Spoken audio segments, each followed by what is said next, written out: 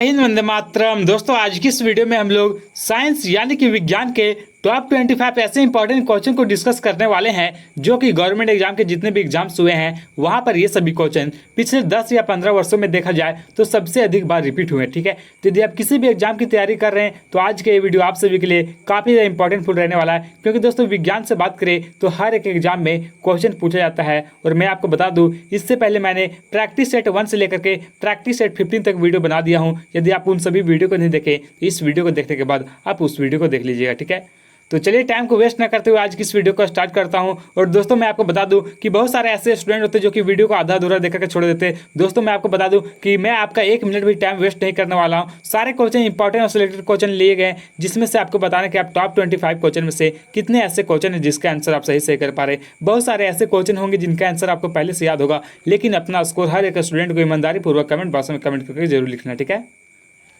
तो देखिए अगला क्वेश्चन आपसे क्या पूछा गया है कि सिट्रस कैंकर है। दोस्तों जो सिट्रस कैंकर है ये क्या है? नींबू की एक प्रजाति है, नींबू का प्रसिद्ध कीट है, नींबू का एक रोग है, या फिर इनमें से कोई नहीं। तो देखिए जो सिट्रस कैंकर है ये क्या होता है? तो नींबू का एक रोग है, यानी कि ऑप्शन नंबर यहाँ पे सी राइट आंसर होगा, नींबू का एक रोग है। ठीक है, नेक्स्ट क्वेश्चन क्या पूछा गया है कि विषाणु यानी कि वायरस क्या है? दोस्तों जो विषाणु है ये क्या है? कोशिकीय है, अकोशिकीय है, एक कोशिकीय है, या फिर बहुकोशिकीय है? तो विषाणु यानी कि वायरस की बात करें तो ये एक अकोशिकीय होता है। Option number B right answer हो जाएगा। अगला क्वेश्चन क्या पूछा गया जो कि मोस्ट इंपॉर्टेंट क्वेश्चन है कि किसी एक सामान्य व्यक्ति के रक्त का पीएच मान क्या होता है? दोस्तों कोई भी व्यक्ति है जिसका पीएच मान की बात करें तो कितना होता है? तो देखिए सामान्य व्यक्ति का जो पीएच मान होता है ये 7.4 होता है। ठीक है, तो इस ऑप्शन के अकॉर्डिंग देखा जाए तो राइट आंसर हो जाएगा ऑप्शन नंबर सी 7.35 से लेकर के 7.45, यानी कि option number C right answer हो जाएगा। अगला क्वेश्चन क्या पूछा गया है कि अति लघु समय अंतरालों को सही मापने के लिए निम्नलिखित में से किसका प्रयोग किया जाता है? तो देखिए इसमें से किसका प्रयोग किया जाता है? पल्सर का, परमाणु घड़ियां का, या फिर क्वार्ट्स घड़ियां का, या फिर श्वेत मामन का? तो देखिए जो अति लघु समय अंतराल है इसको सही मापने के लिए जो इनमें से किसका प्रयोग किया जाता है? तो इसमें परमाणु घड़ियां का प्रयोग किया जाता है, यानी कि option number B right answer हो जाएगा। दोस्तों यहाँ पर जितने भी क्वेश्चन बताए जा रहे हैं ये सभी गवर्नमेंट एग्जाम के जितने भी एग्जाम्स हुए वहाँ पर बहुत बार पूछे गए, इसलिए आप इस वीडियो को शुरू से लेकर के अंत तक जरूर देखिएगा। क्वेश्चन का लेवल थोड़ा सा आपको हाई लग सकता है, लेकिन दोस्तों सारे क्वेश्चन अच्छे लेवल के क्वेश्चन है जो कि एग्जामों में बार बार पूछे जा रहे हैं। ठीक है, अगला क्वेश्चन क्या पूछा गया है कि रेक्टिफायर का प्रयोग किया जाता है। दोस्तों जो रेक्टिफायर है इसका प्रयोग कहाँ पर किया जाता है? एसी को डीसी में बदलने में, या फिर डीसी को एसी में बदलने के लिए, या फिर उच्च वोल्टेज को निम्न वोल्टेज में बदलने के लिए, या फिर निम्न वोल्टेज को उच्च वोल्टेज में बदलने के लिए। तो देखिए जो रेक्टिफायर है इसका उपयोग कहाँ पर किया जाता है? तो इसका उपयोग किया जाता है दोस्तों अल्टरनेटिंग करंट को डायरेक्ट करंट में बदलने के लिए, यानी कि एसी को डीसी में बदलने के लिए। ऑप्शन नंबर ये राइट आंसर हो जाएगा। अगला क्वेश्चन क्या पूछा गया है कि पक्षियों के वैज्ञानिक अध्ययन को क्या कहा जाता है? दोस्तों ये पक्षियों के वैज्ञानिक अध्ययन है इसे क्या कहा जाता है? मोस्ट इंपॉर्टेंट क्वेश्चन है, अध्ययन से संबंधित हमेशा एग्जाम में क्वेश्चन पूछे जाते हैं। तो देखिए जो पक्षियों के वैज्ञानिक अध्ययन है इसे क्या कहा जाता है? तो इसे कहा जाता है 156 का right answer option number C ornithology. ठीक है, option number C right answer हो जाएगा।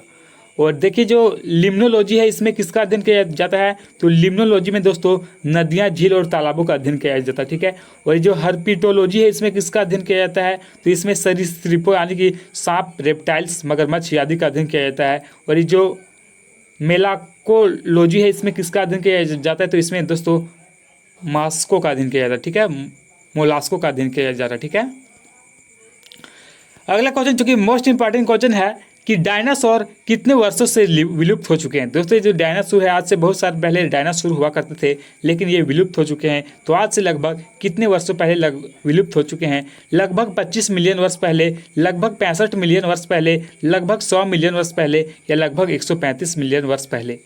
तो देखिए जो डायनासोर की बात करें तो ये अभी से देखा जाए तो लगभग 65 मिलियन वर्ष पहले विलुप्त हो चुके हैं। Option number B right answer हो जाएगा।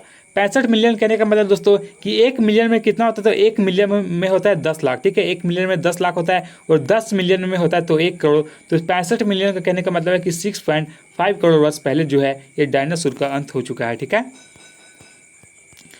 अगला क्वेश्चन क्या पूछा गया है कि एक उड़ते हुए चक्के की प्रति सेकंड घूर्णन किससे मापी जाती है। दोस्तों ये जो एक कोई भी उड़ता हुआ चक्का है इसकी जो घूर्णन मापी जाती है ये किससे मापा जाता है, एमिनोमीटर से, बैरोमीटर से, हाइग्रोमीटर से या फिर स्ट्रेबोस्कोप से। तो देखिए कोई भी उड़ते हुए चक्की का जो समय मापा जाता है, कितना घूर्णन समय, ये किसमें मापा जाता है, तो ये मापा जाता है मेरे दोस्त ऑप्शन नंबर डी स्ट्रेबोस्कोप से। Option number D right answer हो जाएगा, ठीक है। और ये देखिए जो एमिनोमीटर है इससे क्या मापा जाता है, तो एमिनोमीटर से यदि आपसे पूछा जाए कि एमिनोमीटर से क्या चीज़ मापा जाता है, तो हवा की गति, ठीक है। हवा की जो गति होती है दोस्तों ये एमिनोमीटर से मापा जाता है। बैरोमीटर से क्या मापा जाता है तो वायुमंडलीय, ठीक है, वायुमंडलीय दाब मापा जाता है।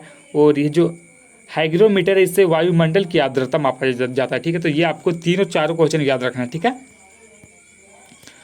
अगला क्वेश्चन क्या पूछा गया है कि एक पानी से भरी गिलास के नीचे से गिलास को खींचते हैं तो पानी में गति उत्पन्न नहीं होती है। देखिए दोस्तों कहने का मतलब क्या है कि कोई भी टेबल रखा हुआ है, ठीक है, उसके ऊपर एक गिलास रखा हुआ है जिसमें पूरा पानी भरा हुआ है और यहाँ पर एक पेज रखा हुआ है, ठीक है। और यदि आप इस पेज को तेजी से खींचेंगे, ठीक है, तो ये पानी जो है इसमें कोई भी हलचल उत्पन्न नहीं होता है। तो ये किस कारण से उत्पन्न होता है, घर्षण के कारण, जड़त्व के कारण, गति के तीसरे नियम के कारण या फिर इनमें से कोई नहीं। तो 159 का राइट आंसर हो जाएगा ऑप्शन नंबर बी, ये जड़त्व के कारण होता है, ठीक है। Option number B right answer हो जाएगा।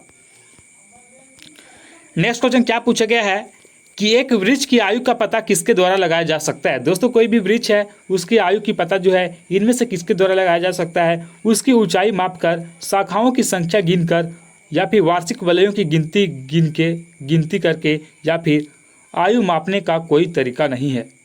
तो देखिए कोई भी जो वृक्ष होते हैं दोस्तों उसके अंदर एक रिंग बना हुआ था, ठीक है। यदि आप उस वृक्ष को काटिएगा तो उसके अंतर्गत ऐसा देखा जाएगा रिंग बना हुआ होता है। तो देखिए ऑप्शन नंबर यहाँ पे सी राइट आंसर होगा। वार्षिक वलयों की गिनती करके उस वृक्ष को पता लगाया जा सकता है कि वो वृक्ष कितना वर्ष पुराना है, ठीक है। Option number C right answer हो जाएगा।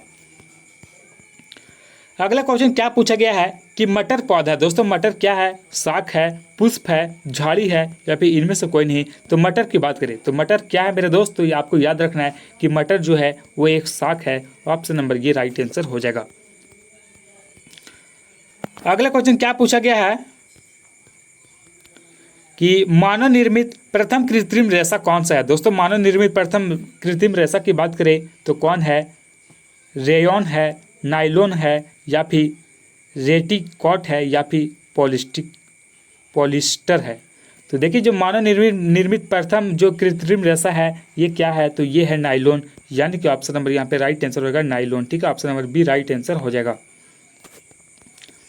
अगला क्वेश्चन 163 में आपसे क्या पूछा गया है कि मांसपेशियों में किस द्रव के एकत्रित होने से थकावट आती है। दोस्तों जो मांसपेशी होते हैं उसमें कौन सा द्रव को एकत्रित होने से थकावट आती है, तो 163 का राइट आंसर हो जाएगा ऑप्शन नंबर यहाँ पे डी, लैक्टिक अम्ल के कारण, ठीक है। ऑप्शन नंबर यहाँ पे डी राइट आंसर हो जाएगा। अगला क्वेश्चन क्या पूछा गया है कि एंगस्ट्रॉम क्या मापता है। दोस्तों जो एंगस्ट्रॉम है ये क्या चीज मापने का कार्य करता है, आवृत्ति, समय, आवर्तकाल या फिर तरंग दैर्घ्य।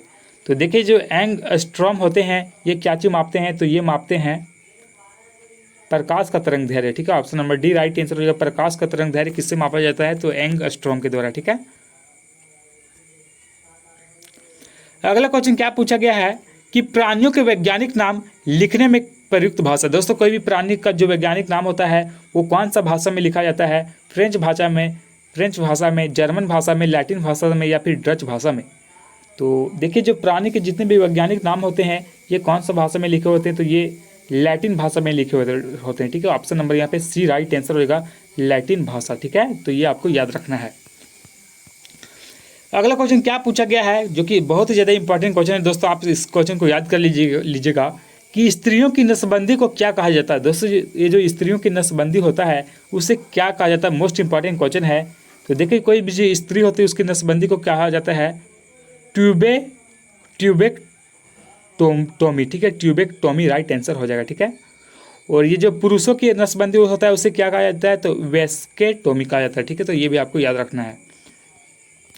अगला क्वेश्चन मैंने जो कि आपको बताया कि पुरुषों की नसबंदी को क्या कहा जाता है, तो देखिए जो पुरुष की नसबंदी होता है उसे क्या कहा जाता है, तो वेस्केटोमी, यानी कि ऑप्शन नंबर ये राइट आंसर हो जाएगा। ठीक है, और ये जो स्त्रियों का जो नसबंदी होता है उसे क्या कहा जाता है, तो ट्यूबेक्टोमी, ये अभी आपको याद रखना है। अगला क्वेश्चन क्या पूछा गया है कि हमारी छोड़ी हुई सांस की हवा में CO2 की मात्रा कितनी होती है। दोस्तों ये जो हमारे द्वारा जो छोड़ी गई हवा जो होती है सांस, यानी कि CO2, उसमें लगभग कितना परसेंट CO2 होता है। ठीक है, 16%, 21%, 8% या फिर 4%। तो देखिए 168 का जो राइट आंसर हो जाएगा ऑप्शन नंबर यहाँ पे डी राइट आंसर 4%। ठीक है, हमारी छोड़ी हुई सांस की हवा में CO2 की मात्रा कितनी होती है, तो 4%। ठीक है, अगला क्वेश्चन क्या पूछा गया है कि नाइट्रोजन किसका अनिवार्य घटक होता है। दोस्तों ये जो नाइट्रोजन होता है ये इनमें से किसका अनिवार्य घटक होता है, विटामिन का, वसा का, प्रोटीन का या फिर कार्बोहाइड्रेट का। तो देखिए जो नाइट्रोजन होता है ये किसका अनिवार्य घटक होता है, तो ये प्रोटीन का अनिवार्य घटक होता है, यानी कि ऑप्शन नंबर यहाँ पे सी राइट आंसर हो जाएगा। नेक्स्ट क्वेश्चन क्या पूछा गया है कि निम्नलिखित में से कौन सा सांप जहरीला नहीं। दोस्तों आपको बता दें इनमें से कौन सा सांप है जो कि जहरीला नहीं है। कोबरा की बात करें तो ये एक जहरीला सांप है। इलेपस की बात करें तो ये भी एक जहरीला सांप है। और वाइपर की बात करें तो ये भी एक जहरीला सांप है। लेकिन अजगर जो है दोस्तों ये एक जहरीला सांप नहीं है, यानी कि option number D right answer हो जाएगा। बाकी ये जो तीनों सांप है ये एक जहरीले सांप है। ठीक है, तो ये आपको ध्यान में रखना है। अगला क्वेश्चन क्या पूछा गया है कि ऑन्कोलॉजी किसका अध्ययन है। दोस्तों ये ऑन्कोलॉजी में किसका अध्ययन किया जाता है, पक्षियों का, कैंसर का, भूमि का या फिर स्तनपायी प्राणियों का। तो देखिए जो ऑन्कोलॉजी है इसमें किसका अध्ययन किया जाता है, तो इसमें ये अध्ययन किया जाता है कैंसर का। ठीक है, यानी कि option number B right answer होगा, कैंसर का अध्ययन किया जाता है। अगला क्वेश्चन क्या पूछा गया है कि पॉजिट्रॉन की खोज किसने की थी। दोस्तों मोस्ट इंपॉर्टेंट क्वेश्चन है कि जो पॉजिट्रॉन है इसकी खोज किसने किया, रदरफोर्ड, थॉमसन, चैडविक या फिर एडरसन। तो देखिए जो पॉजिट्रॉन है इसका खोज जो किया गया था वो एडरसन के द्वारा किया गया, यानी कि option number D right answer हो जाएगा। ठीक है, और देखिए जो इलेक्ट्रॉन का खोज है ये किसने किया, तो जे थॉमसन ने इलेक्ट्रॉन का खोज किया था। और प्रोटॉन का खोज किसने किया था, तो रदरफोर्ड। और जेम्स चैडविक ने क्या चीज़ का खोज किया था, तो इलेक्ट्रॉन, प्रोटॉन और न्यूट्रॉन का। ठीक है दोस्तों, मैं आपको एक कन्फ्यूजन दूर कराना चाहता हूँ। कई बार यहाँ पे प्रोटॉन का खोज किया पूछा जाता है कि प्रोटॉन का खोज किसने किया, तो बहुत सारे स्टूडेंट रदरफोर्ड मारते हैं, और लेकिन कई बार दोस्तों गोल्डस्टीन दिया रहता है। ठीक है, तो मैं आपको बता दूं कि बहुत सारे ऐसे बुक है जहाँ पर प्रोटॉन का जो खोज है ये रदरफोर्ड लिखा हुआ है, और बहुत सारे ऐसे NCERT बुक है जहाँ पर गोल्डस्टीन लिखा हुआ है। ठीक है, तो देखिए आपको ऑप्शन के अकॉर्डिंग देखना है कि आपके ऑप्शन में वहाँ पे क्या चीज़ दिया है, रदरफोर्ड या फिर गोल्डस्टीन। दोनों ऑप्शन में आपको एक ही ऑप्शन दिया जाएगा, तो रदरफोर्ड और गोल्डस्टीन आपको दोनों याद रखना। ठीक है, क्योंकि बहुत सारे गूगल में भी आप सर्च करिएगा तो गोल्डस्टीन भी कई बार आता है बहुत सारे आर्टिकल में, और रदरफोर्ड भी आता है। ठीक है, तो ये आपको ध्यान में रखना है। नेक्स्ट क्वेश्चन क्या पूछा गया है कि वह एकमात्र पंछी कौन सा है जो पीछे की ओर उड़ता है। दोस्तों आपको बताना है इनमें से कौन सा पंछी है जो कि पीछे की ओर भी उड़ सकता है, गोरैया, कोयल, गुंजन पंछी या फिर साइबेरियन सारस। तो मैं आपको बता दूं दोस्तों कि गुंजन पंछी यानी कि हमिंग बर्ड जो है दोस्तों यह दुनिया का सबसे छोटा पंछी है, और यह पीछे की ओर भी उड़ती है। ठीक है, यानी कि option number C right answer हो जाएगा।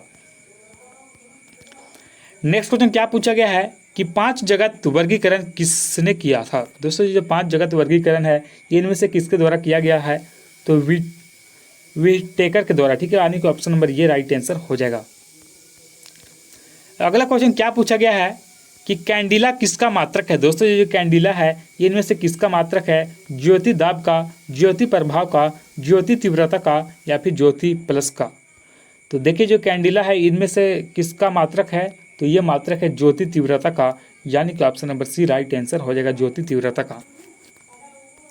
तो दोस्तों आज की इस वीडियो में बस इतना ही। और दोस्तों आप टॉप 25 क्वेश्चन में से कितने ऐसे क्वेश्चन थे जिसका आंसर आप सही सही कर पाए, अपना स्कोर हर एक स्टूडेंट ईमानदारी पूर्वक कमेंट बॉक्स में कमेंट करके जरूर लिखेगा। और यदि दोस्तों आप प्रैक्टिस सेट 1 से लेकर के प्रैक्टिस सेट 15 तक वीडियो नहीं देखे हैं तो मैं दोस्तों प्ले लिस्ट बनाया हूँ, मुझे आप प्लीज़ वहाँ पर जा करके हर एक वीडियो को एक बार पढ़ ले ताकि आपका किसी भी एग्जाम में कोई भी क्वेश्चन गलत ना हो। क्योंकि दोस्तों मैंने उन सभी वीडियो में सिर्फ उन्हीं सभी क्वेश्चन को कवर कराया है जो कि पिछले 10 या 15 वर्षों में एग्जामों में बार बार क्वेश्चन पूछे गए, उन्हीं सभी क्वेश्चन को कवर कराया है। ठीक है, तो आप रिवीजन के उद्देश्य से हर एक वीडियो को देख लीजिए ताकि आपका हर एक कोई भी क्वेश्चन गलत ना हो। और यदि आप इसी तरह और भी यदि आप इंपॉर्टेंट क्वेश्चन जानना चाहते हैं तो आप इस चैनल को सब्सक्राइब कर ले, क्योंकि दोस्तों चैनल के माध्यम से मैं सिर्फ उन्हीं सभी क्वेश्चन को कवर कराता हूँ जो कि आपके एग्जाम के लेवल के होते हैं, जो कि एग्जाम में बार बार पूछे जाते हैं। ठीक है, तो जिन लोगों ने चैनल को सब्सक्राइब कर लिया उन लोगों को बहुत बहुत धन्यवाद, और जिन लोगों ने चैनल को सब्सक्राइब नहीं किया प्लीज़ चैनल को सब्सक्राइब करें। फिर से हम लोग मिलेंगे नेक्स्ट वीडियो में, तब तक के लिए जय हिंद जय भारत।